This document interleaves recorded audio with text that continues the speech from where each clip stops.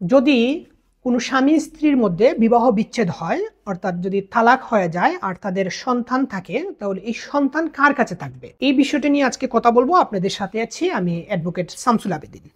দেখেন, কোনো স্বামী স্ত্রীর মধ্যে যদি তালাক হয়ে যায় আর তাদের সন্তান থাকে, নাবালক সন্তান থাকে, তাহলে এই সন্তান কার কাছে থাকবে? সন্তান যদি ছেলে হয় তাহলে 7 বছর পর্যন্ত, আর সন্তান যদি মেয়ে হয় তাহলে বয়ঃসন্ধিকাল পর্যন্ত মার কাছে থাকবে। এটা মার অধিকার।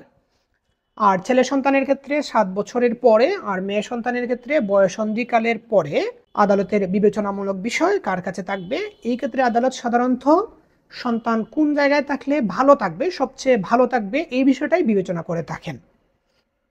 তবে সন্তান যার কাছেই থাকুক, মার কাছে থাকুক বা বাবার কাছে থাকুক, বাবাকে ভরণ পোষণ দিতে হবে। আর এই ভরণ পোষণটা দিবে ছেলে সন্তানের ক্ষেত্রে 18 বছর বয়স পর্যন্ত, আর মেয়ে সন্তানের ক্ষেত্রে বিয়ের আগ পর্যন্ত বাবাকে ভরণ পোষণ দিয়ে যেতে হবে।